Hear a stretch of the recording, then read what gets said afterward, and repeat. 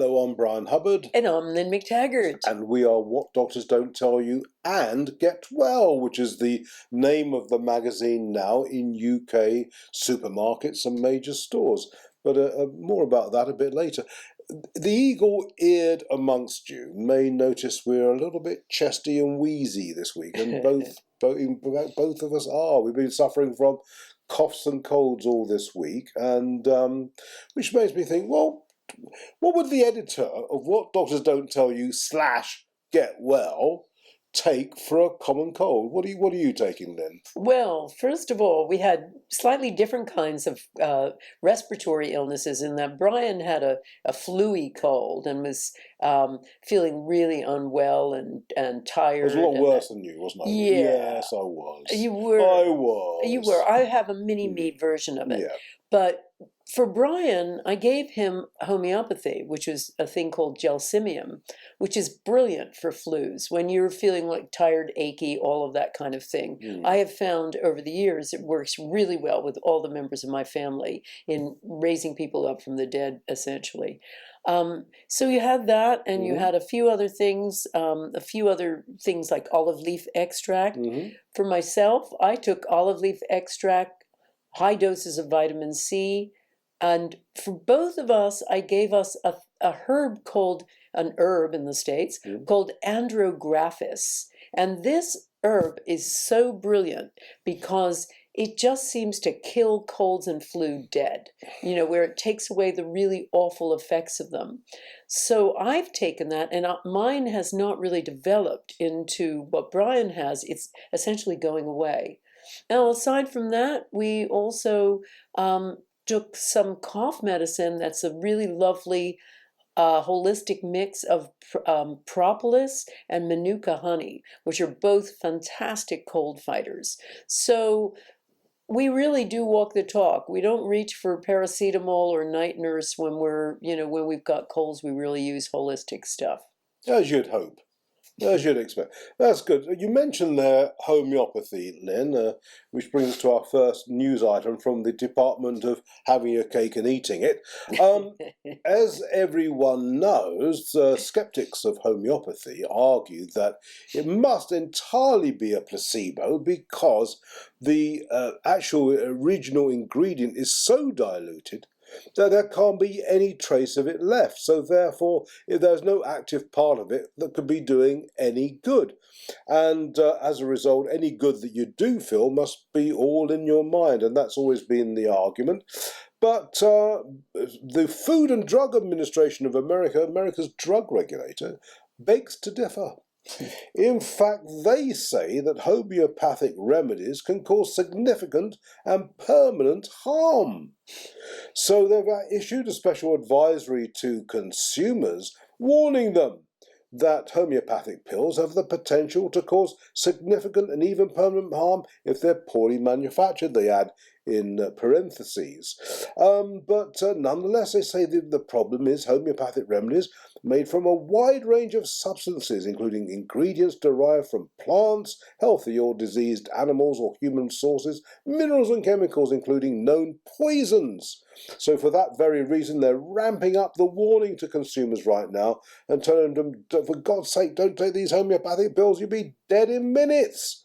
And they're especially worried about children and the elderly taking homeopathic remedies.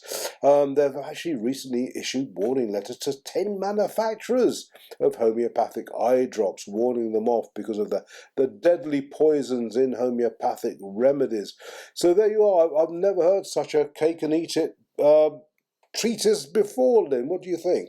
Well, it's clear that the authorities are ramping up against holistic medicine, and they're really targeting homeopathy. We've seen this in the UK, where the authorities and also skeptics are really targeting homeopathy, trying to take it out of the National Health Service. And in America, in an unprecedented move, the FDA, the Food and Drug Administration, is now doing this.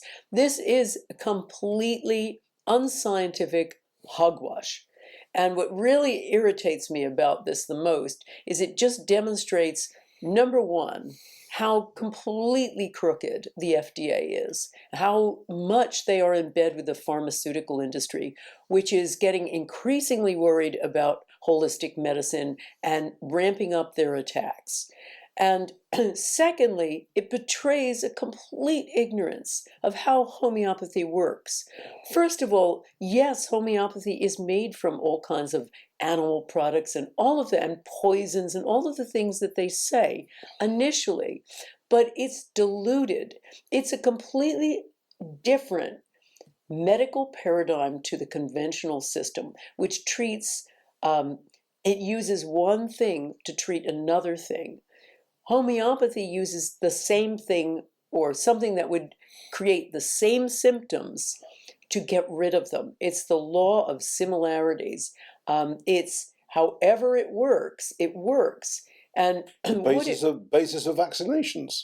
Well, exactly, except that we're talking about high dilutions where homeopathic products, you take a tiny dilution of, you diluted it first, then you dilute that and just take one drop of that and dilute that in water, then take one drop of that and dilute that in a whole bunch of water. So by the time you've finished with it and actually have a homeopathic remedy, you have none of the original substance left, not one molecule of the substance left. What you have is its energetic footprint. Now, does that sound weird? Maybe, unless you are a frontier physicist. Now, a batch of physicists, including two noted physicists now dead in Italy, discovered that water behaves like nothing else in nature, in the sense that molecules of water form what is called coherent domains around an energy of another substance. In a sense, they tape record it. And so that energetic footprint gets tape recorded and seems to have an effect. Now, looking at other quantum properties of this, no less than the co-discoverer of the AIDS virus, Luc Montagnier, has been doing extensive research in this and demonstrated that people like the French biologist Jacques Benveniste, who did also studies into homeopathy by looking at the memory of water, said he's right. It's true. So the problem is the FDA is talking about something that doesn't fit their paradigm. But the idea that homeopathic remedies cause harm, to my knowledge, there has never been a death from homeopathy. But conventional medicine kills 2 jumbo jets of people every other day in America alone. So spot the difference. We've just turned the clocks back as we head for another winter. Gives us a bit more daylight in the morning. And come the spring, we'll put the clocks forward again.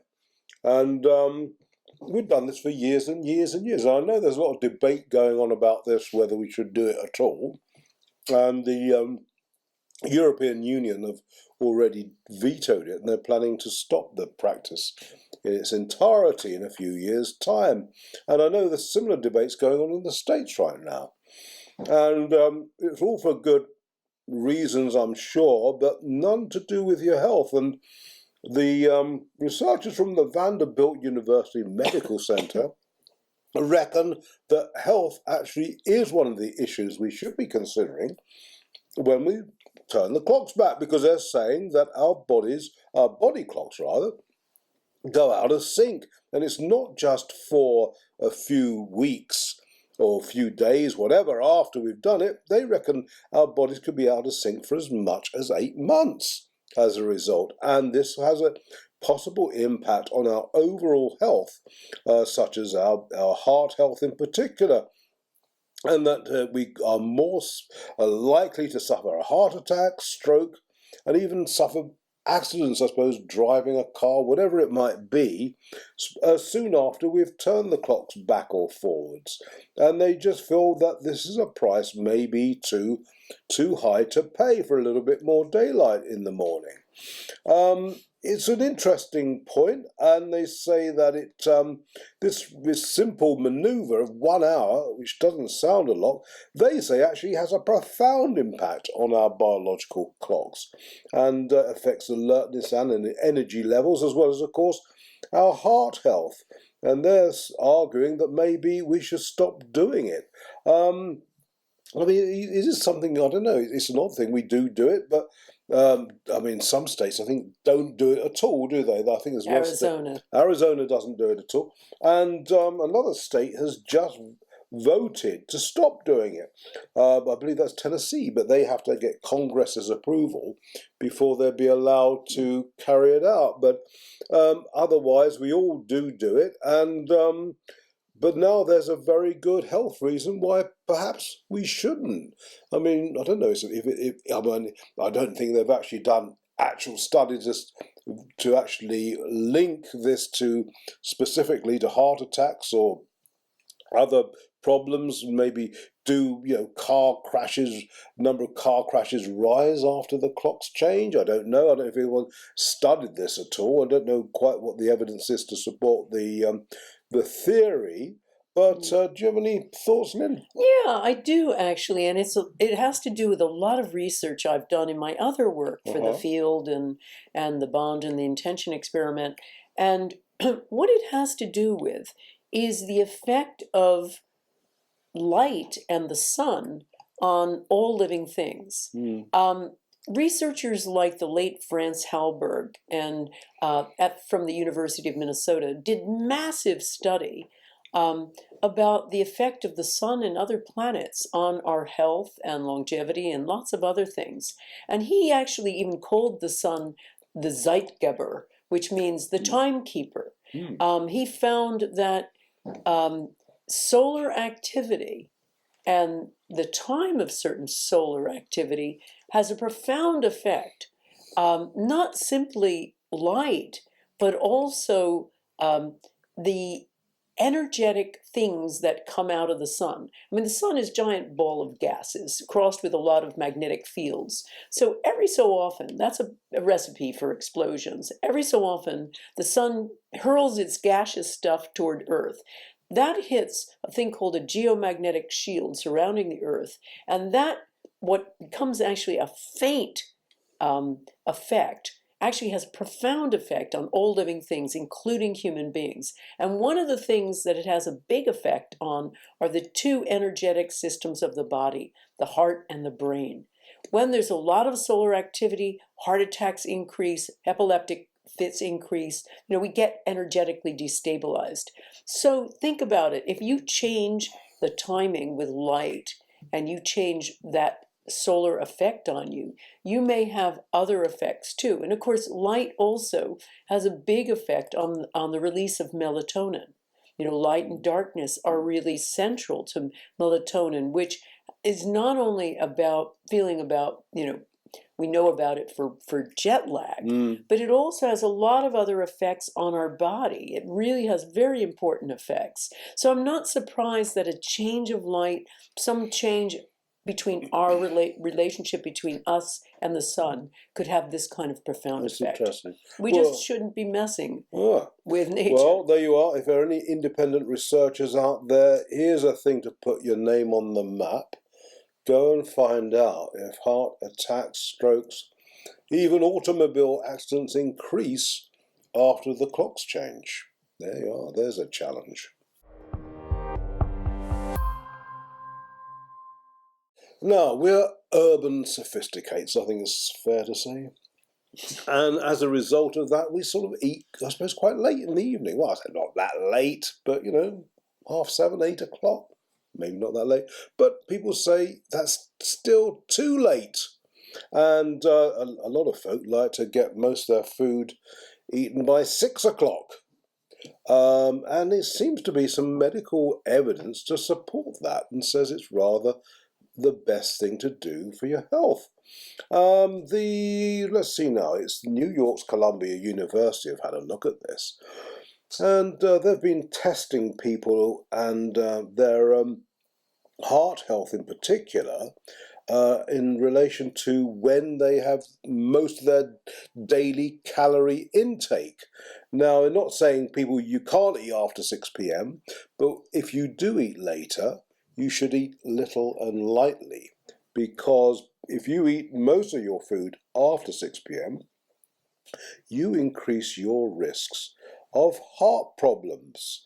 You could have higher blood pressure, a higher BMI, which is the body mass index count, and you could have poorer blood sugar levels, which are all early signs of diabetes, of course. And they did this test amongst a group of 112 women and tested them on when they ate their last major meal of the day and what happened to their heart health. And there seems like a direct correlation almost between the hour they ate and their general heart health. And the later they ate, the worse their heart health was. Now, I mean, it's quite an interesting study, and but I always get a bit concerned about these sorts of studies as well, because there are just so many variables, aren't there? There's so many other factors that could be included which probably haven't been, such as, well, what are they eating, for one? Are they healthy otherwise? Do they exercise? Do they, all the rest of it? And, it didn't seem to me that this has been taken into account. But I think, the take-home message of it is still nonetheless quite interesting, that post 6 p.m. we should, if we are going to be eating light and eating little, rather than saving up your main meal of the day for after 6. Makes sort of sense, doesn't it? Well, it makes sense with a lot of the latest evidence about healing diets. And one of the huge things that lots of doctors are talking about, and holistic doctors and integrative specialists, are the whole idea of mini fasting, intermittent fasting. And by that they mean just giving the body a space without food to kind of regenerate. And one of the big times you can do intermittent fasting is between dinner and breakfast. And so they talk a lot of times about eating dinner early, maybe not having that be the main meal of the day also, and extending the time before you have breakfast. So you have a mini fast of maybe 12 hours or more, 14 hours, 15 hours in between dinner the night before and breakfast the next day. So eating early would support all of that. And they're finding more and more that intermittent fasting is a brilliant way to heal all manner of illnesses. I mean, they've been looking at it with all kinds of things, with heart, with a lot of chronic type illnesses, and they find it all, it's very, very useful. Yeah. Well, I think also that, the other factor, of course, is your body probably is going to be less active after 6 p.m. And most people, after they've had a main meal of the evening, what do they do next? Sit down and watch the telly or read a book or do something, rather than run around the block. So, you're not burning that off. Your body is not able to process this food, and you're sleeping on it in a sense. And I suppose it does sort of make sense in that regard. I mean, it's hard though, isn't it? Because we all are locked into our lifestyles through work or whatever it might be, and go home and prepare a meal. And the idea of eating before 6 is pretty hard when you're still in the office. And I think that's the problem. I mean, unless you change your eating habits so you have your main meal at lunchtime, but then you probably need an understanding boss who lets you go out and have your food then. So it's problematic, isn't it? But I think, the idea that maybe we should all learn to eat a little bit more lightly in the evening, if we can't get round the problem of eating after 6, is something maybe to consider. I think it could actually be worthwhile and good for our health in the long term. And so to your favourite subject of all, Lynn. No, it's not me. It's how life and environment and the things that we do can trump our genetic code. I mean, the number of time in modern medicine runs on genetics. and the risk factor based upon your genetic inheritance, and women are having sort of mastectomies and goodness knows what because they've got the BRCA2 gene, all the rest of it. And but time and time again, a study seems to come out saying yes, there you may have a genetic predisposition, but it's not a death sentence, and there's plenty you can do to ensure it doesn't happen to you. And there's yet another example of that just come out from the Massachusetts General Hospital, who found that even a little bit of exercise every day can ward off depression, but in people who have a genetic disposition for depression. So even doing, they said, 35 minutes, any exercise you like. It could be high intensity, such as aerobic or dance, or it could be low intensity, yoga or stretching. Either way, doesn't matter. But your chances of suffering a depressive episode diminish quite dramatically if you do this, even if you have a genetic predisposition. They followed a group of about 8,000 people, all with this genetic risk, for 2 years, and saw if they would exercise around about 2 hours a week. That's all that was required of them. And those that exercised saw a 17% reduction in their risk of a new depressive episode. And it was for every additional 4 hours of exercise equated to that 17% reduction. So if you exercise for 8 hours a week, that's down by 34%, if my maths aren't wrong, which I think is quite astonishing, really, that despite all this predisposition, your genetic profile, a bit of yoga, a bit of aerobic, a bit of stretching, completely counters it. Well, I'm not surprised, Bryan. As you said, I've done a lot of research on epigenetics, the idea that environment trumps genes, and that the real effect of genes are just like the keys of a piano that sit there silently waiting to be played, and what plays them are all of those environmental effects, food we eat, the water we drink, the friends we have, the sum total of how we live our lives.